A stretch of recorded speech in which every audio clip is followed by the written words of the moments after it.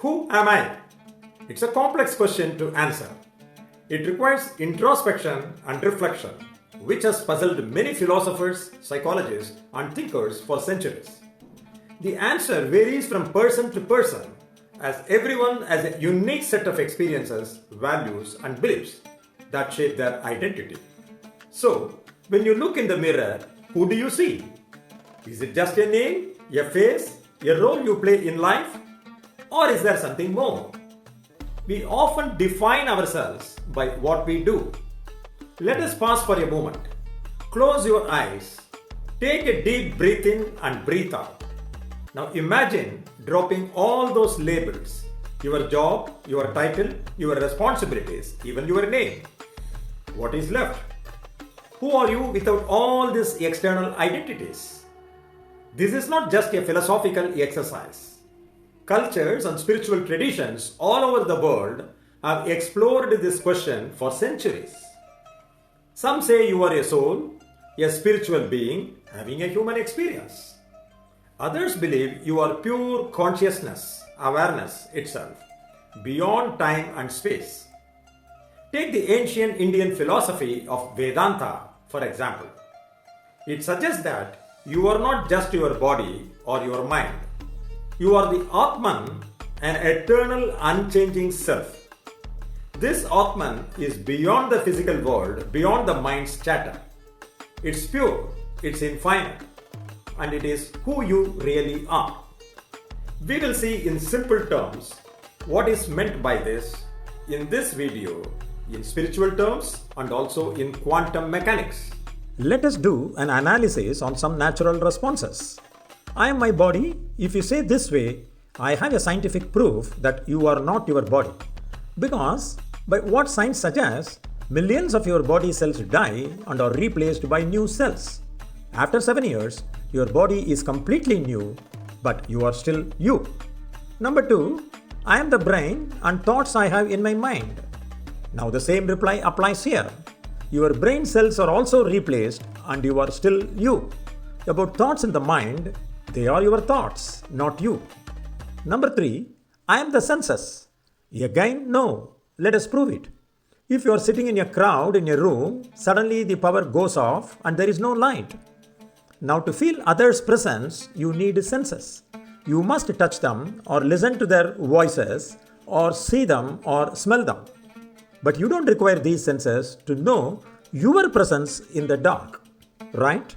So again, no, you are not your senses clearly.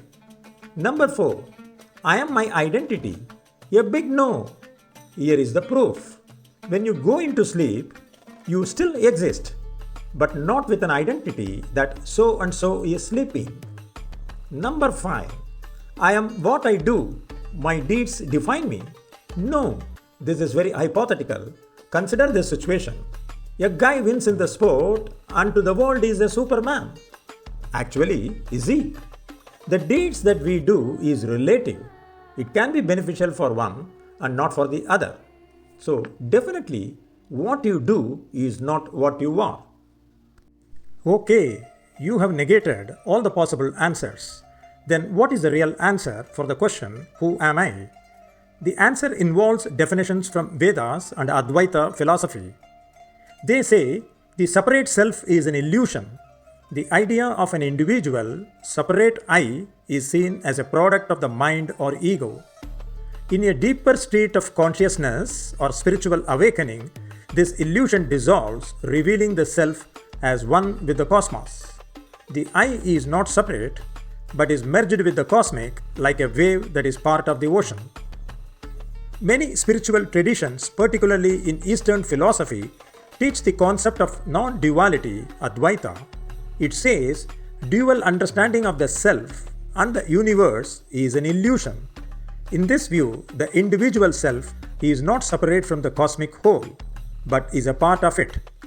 The I is not a self-fixed, isolated identity, but a manifestation of the larger interconnected reality. Let us see what quantum physics has to say on this.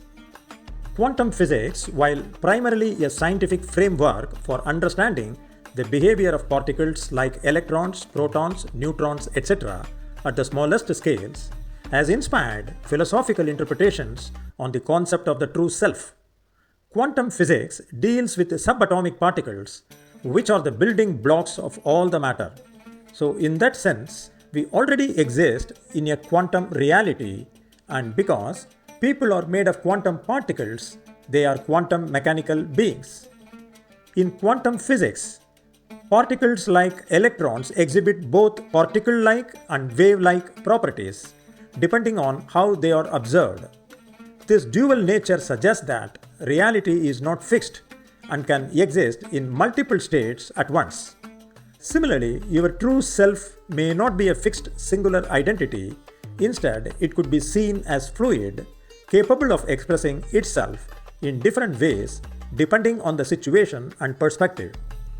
A quantum particle exists in a potential state, always spinning and swirling without taking any particular form or shape, but with potential to take shape, form once it is observed, perceived, or measured. Likewise, your true self may hold multiple potentials within it. Your true self is not limited to a single identity or role, but can be expressed in various ways depending on your choice and experiences. In quantum mechanics, the act of observation affects the state of a quantum system, determining whether it behaves like a wave or a particle.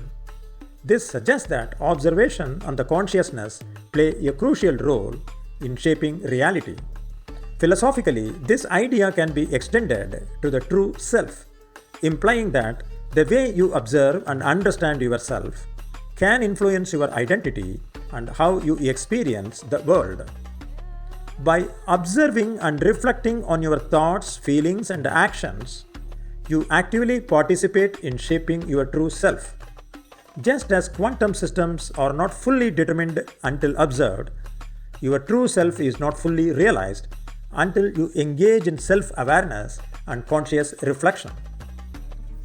So, in both the realms, consciousness plays a critical role. In simple terms, consciousness is the default awareness you have of yourself and the world around you. It is what allows you to experience thoughts, emotions, sensations, and your surroundings. You can think of consciousness as the light that shines on everything you perceive, and think about it is the part of you that knows you are alive, that you are thinking, feeling, and experiencing life. When you notice a sunset, feel happiness, or ponder a question, it means your consciousness is at work. It is what makes you aware that you exist and that there is a world outside and within you. At a fundamental level, consciousness works automatically. You don't need to actively turn on your consciousness to be aware of your surroundings, feel emotions, or think thoughts. This basic awareness is always running in the background like a default mode. For example, when you wake up in the morning, you automatically become aware of the sunrise around you without any deliberate effort. While basic awareness is automatic, you can also intentionally direct your consciousness. This is where practices like mindfulness, meditation, or deep focus come into play. When you choose to pay close attention to your thoughts, emotions, or the present moment, you are actively working with your consciousness. These practices help you become more aware of your thoughts, feelings, and experiences, leading to a deeper connection with your inner self. These practices help reveal your true self by gradually peeling away the layers of conditioned thoughts, beliefs, ego-driven thoughts, and distractions that often obscure your deeper identity and true self. By quieting the mind, focusing on the present, and reflecting on what really matters to you, you begin to access a deeper, more authentic part of yourself. Your true self is not something you need to create. It is already there, underneath the layers of external influences and surface level identities. These practices help you remove what is not truly you so that your authentic self can naturally come to the forefront. They lead you to a place of inner truth where your true self is always present, waiting to be fully realized and expressed. Neti neti is a Sanskrit expression which means not this, not that. or neither this nor that. It is found in Upanishads and Avadhuta Gita and constitutes an analytical meditation helping a person to understand the nature of Atma by negating everything that is not Brahma. Who am I has no answer to it. It is unanswerable. Your mind will supply many answers. Your mind will say, you are the essence of life, you are the eternal soul, you are divine, so on and so forth. All those answers have to be rejected. Neti, neti. One has to go on saying neither this nor that.